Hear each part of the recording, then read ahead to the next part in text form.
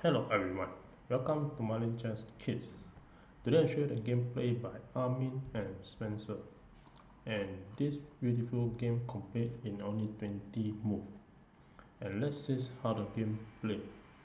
The game starts with a pawn to d4, d5, bishop f4, e6, e3, bishop to d6.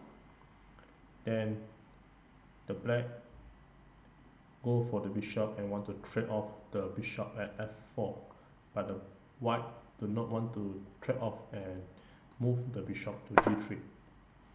Then the black develop knight to e7, and this can allow the black to go for a short castling. So the white keep on develop knight to f3, and now the knight to f5. And here, this is the first 5 move, and you can see that the white is slightly better in this position.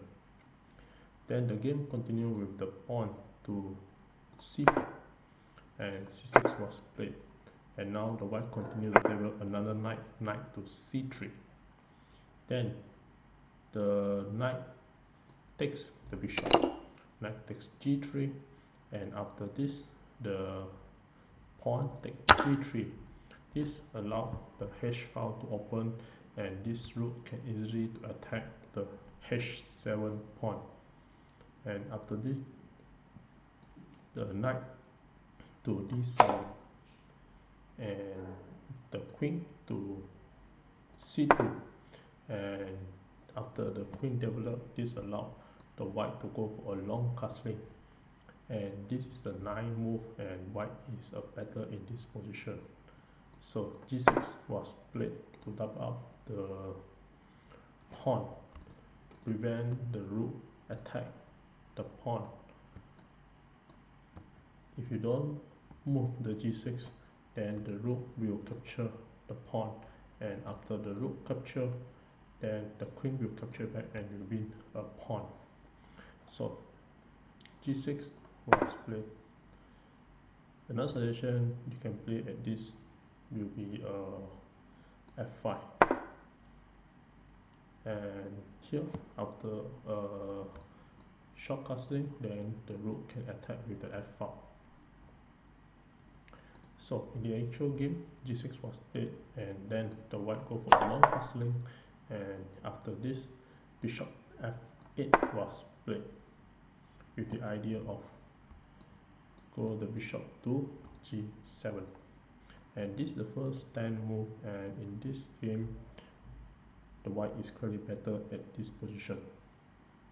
After this, e4 was played, and now the d pawn takes c4, and the bishop will capture back the c4 pawn. After this, bishop g7 was played, and now d5 from the white. Then the e takes d5, and the e takes d5, and then the black go for a short castling. After this, the pawn takes c6, and the b pawn takes c6, and this is the first 15 move, and you can see that now the white has a disadvantage at this position. And one of the stunning move that the white can play will be using the rook to capture the pawn with a sacrifice idea, and the bishop here is pinning the pawn, and this pawn cannot be hit, and the queen can just capture the pawn. So let's say make a very simple example of a sacrifice, such as using a rook takes the pawn, and now the white will just use the queen to capture the g6 and capture the bishop, and will be checkmate. So if you make example moves such as pawn to a6, then the queen will just capture the pawn, and now there's nothing can prevent the checkmate with the queen takes the bishop. And if you use the queen to goes to f6 to hit, then here you can just use the rook to h7 and check the king, and after the king capture, then you bring another rook to h1 and check the king, and this forces the king to go inside. So rook h1 can be played, and if you block with the bishop, then the rook will just capture and will be a checkmate. And if you move back to inside, then you have a queen to h7 checkmate.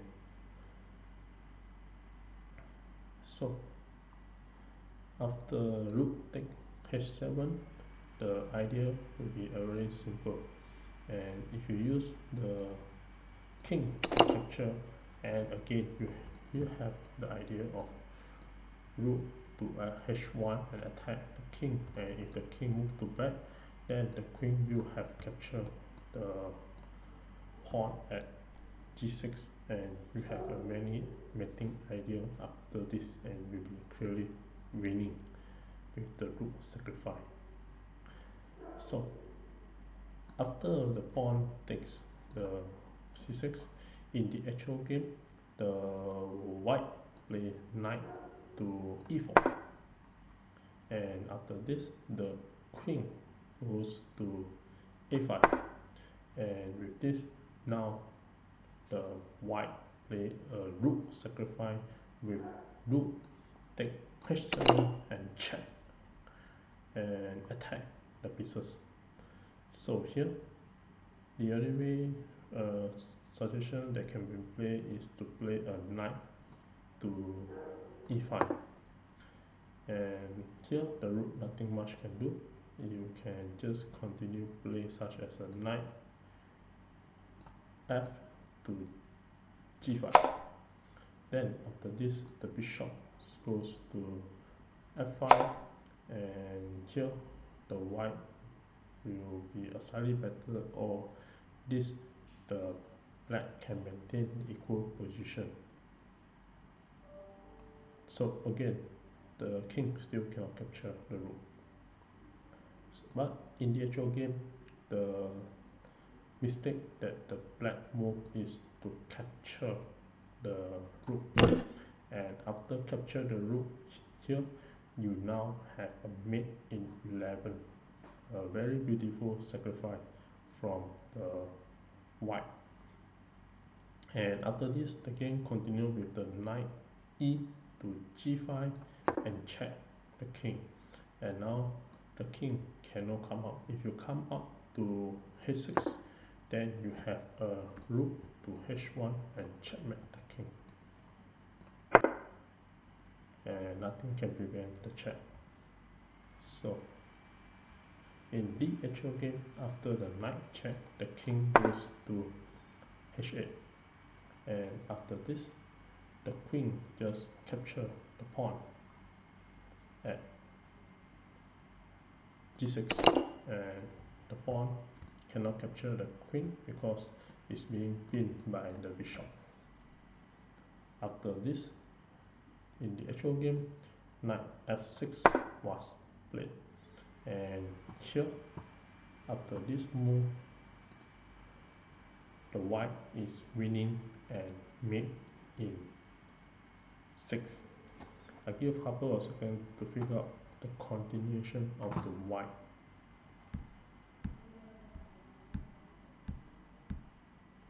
Well, congratulations for those who found the answer, and for those who like to enjoy the show, here are the moves.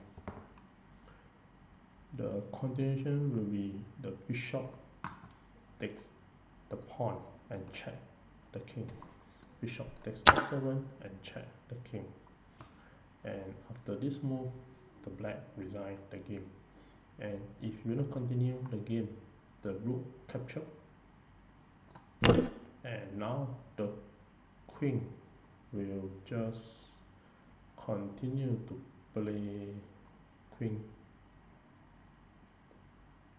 takes the rook and check the king, and after check the king, then the king only have one place to move, which is king h8, and now the rook to h1 and continue to attack the king.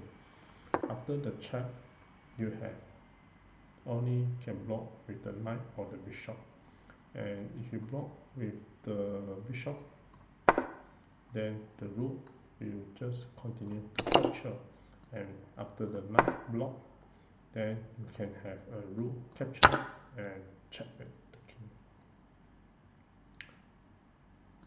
So at this move, if you move the king to h8, then the simple way to have a rook to h1 and check the king.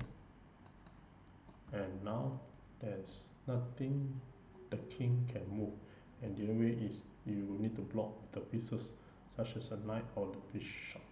And if you block with the bishop, such as bishop h3, just to delay the checkmate, then the rook will just capture, and after this you can just move the knight to block, then the rook can just capture it and check the king, or you have a simple queen to h7 and checkmate the king. And back to this position, after the queen takes the pawn, if you block with the knight, if you play the queen f5,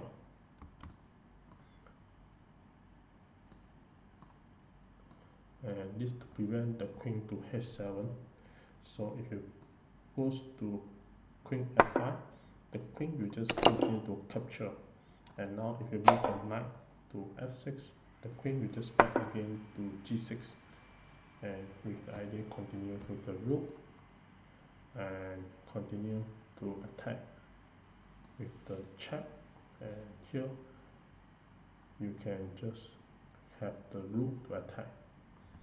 So after this, bishop can just goes to f5 to attack the queen, then the bishop will just capture and check the king.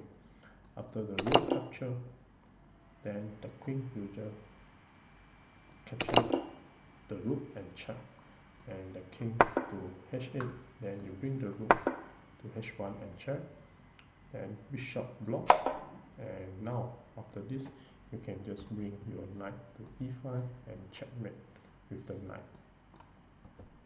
So knight to e5, after this bishop to h6, then the rook can just capture, and now the rook to g8, and you have a rook takes the bishop, then knight capture, and you have a queen capture and checkmate.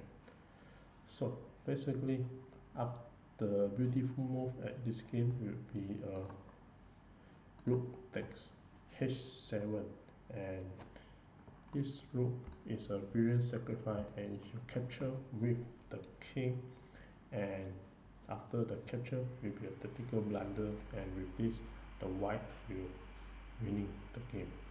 And with this, thank you.